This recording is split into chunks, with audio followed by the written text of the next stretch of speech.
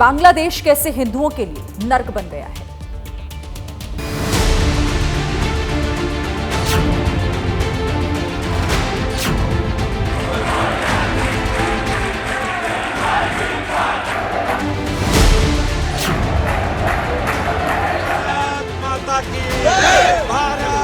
भगवा ड्रेस या जो वाइट कुर्ता भी धोती कुर्ता भी पहनते हैं, अभी फिलहाल पब्लिक में पहन के मत जाइए।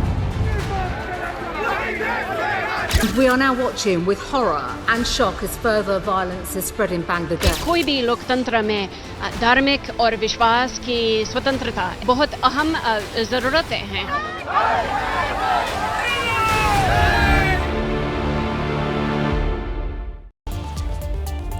देखिए, बांग्लादेश में हालात लगातार बिगड़ते जा रहे हैं। बांग्लादेश में इस्कॉन मंदिर से जुड़े चिन्मय दास के वकील पर जानलेवा हमला हुआ है। पूरी दुनिया बांग्लादेश के हालात पर चिंता व्यक्त कर रही है, जबकि देश के भीतर भी विरोध प्रदर्शन हो रही है। सवाल है कि क्या बांग्लादेश हिंदुओं के लिए नर्क बन गया है?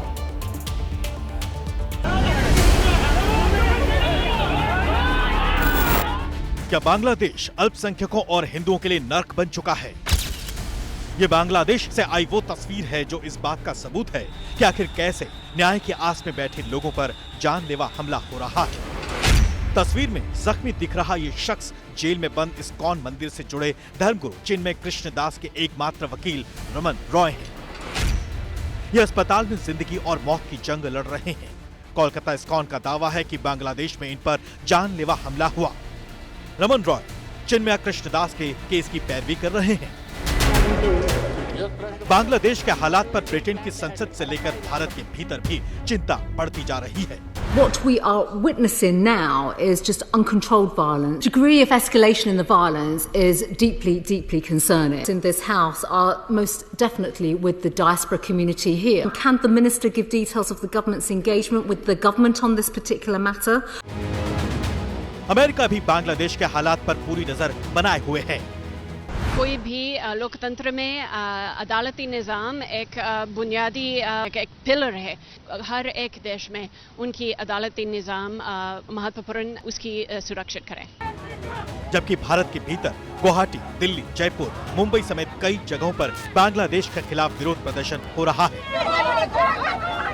गुवाहाटी में बांग्लादेश के खिलाफ जमकर नारेबाजी दिख रही है, तो जयपुर में बड़ी संख्या में इस्कॉन से जुड़े लोग प्रदर्शन कर रहे हैं।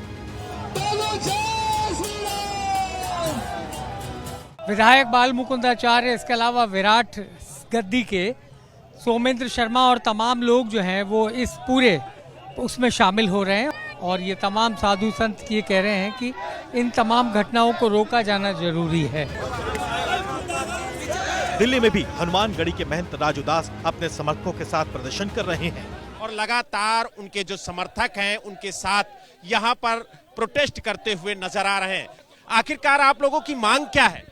ये मांग है हिंदुओं पर अत्याचार बंद होना चाहिए। क्या कहेंगे आप लोग? सरकार को जल्द से जल्द कोई ना कोई कदम उठाना चाहिए उनके साथ।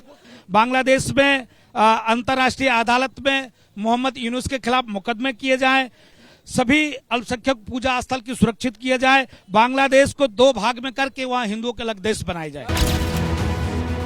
कोलकाता इस्कॉन ने बांग्लादेश में रह रहे हिंदुओं से भगवा या सफेद कपड़े पहनकर बाहर न जाने की अपील की है।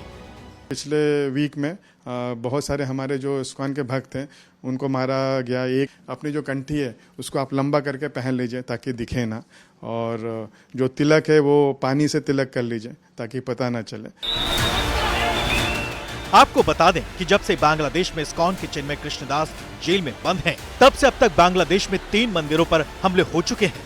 शेख हसीना के बांग्लादेश छोड़ने के बाद से 200 मंदिरों को निशाना बनाया गया है, जबकि 2016 से अब तक बांग्लादेश से हर दिन अल्पसंख्यक समुदाय के 632 लोग देश छोड़ने को मजबूर हैं। ये आंकड़े बांग्लादेश की हकीकत बयां कर रहे हैं।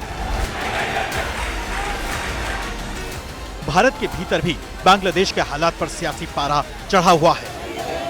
हिंदुओं पर अत्याचार और जुल्म के सारे रिकॉर्ड टूट रहे, पर हमारे प्रधानमंत्री जी फिल्म देख रहे हैं। मुझे लगता है कि केंद्र सरकार को इस पर अपनी चुप्पी तोड़नी चाहिए। हमारे केंद्र सरकार को तुरंत इस मामले का संज्ञान लेना चाहिए। जबकि सत्ता पक्ष इस मामले में संसद के भीतर विपक्ष पर हमलावर है। खुलेआम बांग्लादेश से लोग को भीतर आने दे रहे तो क्या होगा इसके ऊपर? आप ही का कारण आज ऐसा स्थिति बन गया। दूसरी ओर बांग्लादेश में जो कुछ भी हो रहा है उसे लेकर विदेश मंत्रालय लगातार अपनी नाराजगी जाहिर करता आ रहा है।